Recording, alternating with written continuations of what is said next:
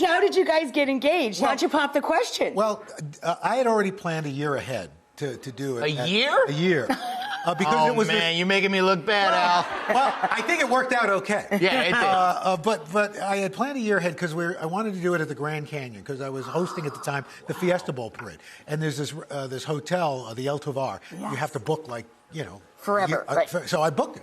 But in the meantime, Deborah, a number of her friends had already gotten engaged. We were not engaged. Yes. And she, my own sister told her, you're going to have to either make him give him an ultimatum or leave him. Yeah, this is my own sister. Because the year is ticking along, and I'm like, we've been talking about marriage. I mean, I kind of think we're going to do this. I'm not getting any younger. No. What are we doing?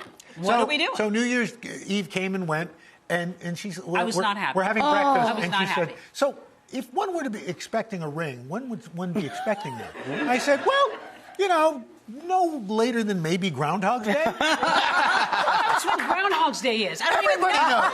Nobody knows when that is. Don't drive angry. I was going to break up with him. I was actually going to break up No. with him. Yes, and I thought, okay, we're going to get through this New Year's Eve, and that's it. When we get back to New York, done. Done. I am done. Yeah, so New Year's Day, I'm driving like a bat out of hell to get to the Grand Canyon from Phoenix. And she said, I need to stop for the bathroom. No, we can't stop! I got something to do! He's a lunatic. This guy's a lunatic. I'm definitely breaking up with him. So we got to the El Tovar, we check in, it's 17 degrees outside because it's New Year's Day. And I said, you know what, it's beautiful because I wanted to do this at sunset, Right. I said, let's go outside. And she said, no, I'm not going out. No, She I'm said, not going out with you. I said, come on, we have to go out. And then you said... I said, you want to break up with me. That's what's happening.